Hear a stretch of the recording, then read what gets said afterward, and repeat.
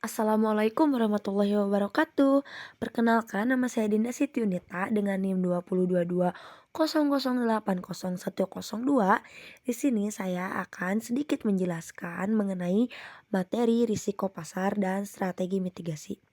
Apa sih risiko pasar?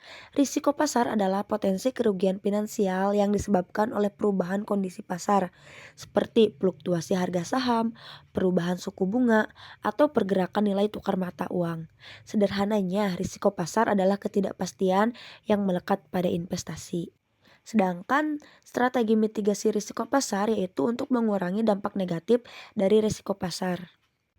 Selanjutnya ada jenis-jenis risiko pasar. Yang pertama ada risiko bunga. Perubahan suku bunga dapat mempengaruhi nilai obligasi dan aset lainnya yang sensitif terhadap tingkat bunga. Kenaikan suku bunga biasanya akan menyebabkan penurunan nilai obligasi. Kemudian risiko valuta asing. Fluktuasi nilai tukar mata uang dapat menimbulkan kerugian bagi perusahaan yang melakukan transaksi internasional. Misalnya, jika nilai rupiah melemah terhadap dolar, maka biaya impor akan meningkat. Selanjutnya, risiko harga saham. Perubahan harga saham dapat menyebabkan kerugian bagi investor yang memegang saham. Harga saham dipengaruhi oleh berbagai faktor seperti kinerja perusahaan, kondisi ekonomi, dan sentimen pasar.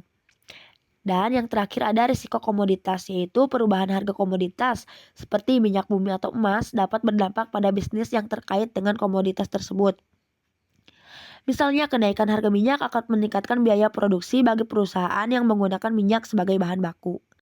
Setelah mengetahui jenis-jenis resiko pasar, kemudian di sini kita akan membahas pengukuran resiko pasar yang terbagi menjadi tiga, yaitu ada volatilitas. Ukuran seberapa besar harga aset berubah-ubah selama periode waktu tertentu. Semakin tinggi volatilitas, semakin besar risiko kerugian yang mungkin terjadi. Contohnya, harga komoditas pertanian seperti kopi atau teh di Sukabumi dapat mengalami volatilitas yang tinggi akibat faktor cuaca, permintaan pasar global, atau kebijakan pemerintah. Dan kemudian ada korelasi, yaitu tingkat hubungan antara perubahan harga dua aset yang berbeda. Contohnya, harga properti di Sukabumi mungkin memiliki korelasi positif dengan pendapatan per kapita masyarakat Sukabumi. Dan yang terakhir ada sensitivitas. Seberapa besar sensitif nilai aset terhadap perubahan faktor pasar seperti suku bunga. Contohnya, nilai obligasi yang diterbitkan oleh pemerintah daerah Sukabumi akan sangat sensitif terhadap perubahan suku bunga Bank Indonesia.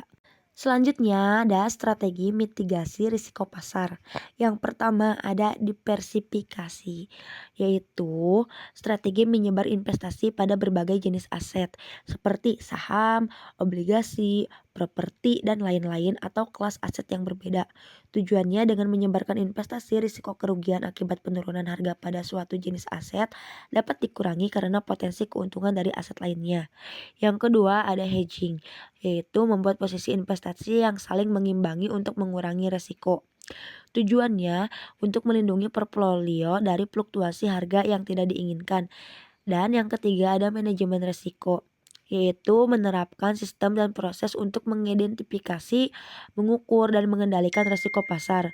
Manajemen risiko ini bertujuan untuk meminimalkan dampak negatif dari risiko yang tidak dapat dihindari. Setelah mengetahui mitigasi risiko pasar, selanjutnya saya akan membahas mengenai pengelolaan portofolio untuk meminimalkan risiko pasar. Yang pertama ada analisa. Ini bertujuan untuk memahami karakteristik setiap aset dalam portofolio, baik dari segi kinerja historis maupun tingkat risiko. Nah, menganalisis kinerja dan risiko setiap aset dalam portofolio bermanfaat. Dengan memahami karakteristik ini, investor dapat membuat keputusan alokasi yang lebih tepat. Yang kedua, ada alokasi, yaitu membagi total investasi ke dalam berbagai jenis aset sesuai dengan profil risiko investor dan target pengembalian. Manfaatnya, diversifikasi investasi dapat mengurangi risiko keseluruhan portofolio. Dan yang ketiga ada rebalancing, yaitu menyesuaikan kembali alokasi investasi secara berkala untuk menjaga keseimbangan portofolio sesuai dengan rencana awal, yang bermanfaat agar portofolio tetap sesuai dengan tujuan investasi dan toleransi risiko investor. Di sini ada studi kasus dampak risiko pada perusahaan. Yang pertama, ada penurunan nilai saham. Perusahaan yang terpapar risiko pasar seperti fluktuasi harga komoditas dapat mengalami penurunan nilai saham. Kemudian ada kerugian finansial, yaitu perusahaan dapat mengalami kerugian finansial akibat perubahan kondisi pasar yang merugikan. Dan yang terakhir ada ketidakpastian, yaitu risiko pasar dapat menciptakan ketidakpastian bagi perusahaan, membuat perencanaan jangka panjang menjadi sulit. Nah, kesimpulannya dari beberapa materi yang saya bahas tadi, resiko pasar adalah ancaman bagi perusahaan dan investor. Baik perusahaan maupun investor sama-sama rentan terhadap risiko pasar. Fluktuasi pasar dapat menyebabkan kerugian finansial yang signifikan. Untuk menghadapi risiko pasar, perusahaan dan investor perlu memiliki strategi yang matang dan menyeluruh. Strategi ini mencakup berbagai aspek mulai dari identifikasi risiko hingga implementasi langkah-langkah mitigasi.